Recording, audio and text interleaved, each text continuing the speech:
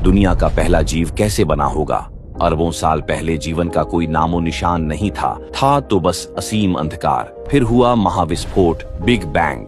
लाल पीले लावे की नदियां बहने लगीं। पृथ्वी एक जलता हुआ गोला थी जो धीरे धीरे ठंडी हुई। उसके बाद वायुमंडल और पानी का निर्माण हुआ, जिससे जीवन के लिए यह ग्रह रहने लायक बना। लाखों वर्षों तक बारिश हुई, समुद्र बने और उन्हीं सागर की गहराइयों में जीवन की पहली चिंगारी जगी। समय बीतता गया, छोटे जीवों से मछलियां बनी, मछलियों से उभयचर, और फिर धरती पर पहला जीव आया। यही था उस अनंत यात्रा का आरंभ, जहां जीवन ने अपने पैरों से जमीन को छुआ। प्रकृति ने कई बार सब कुछ मिटाया और नया बनाया। डायनासोर खत्म हुए और पृथ्वी पर नए प्राणी आने लगे। उनमें से एक था मनुष्य का पूर्वज, पहला मानव। न कपड़ा था, न भाषा, न साधन। वो बस जीवित रहने की कोशिश कर रहा था। जानवरों से लड़ता, पेड़ों के फलों पर जीता, पर उसके भीतर कुछ अलग थी, जो थी सोचने की शक्ति। और फिर एक दिन उसने पत्थर से औजार बनाया। यही था मानव की बुद्धि का पहला प्रमाण। धीरे धीरे उसने आग जलाई। रात के अंधेरे में पहली बार प्रकाश देखा। आग जिसने डर को दूर किया और जीवन को दिशा दी। अब मानव शिकारी था,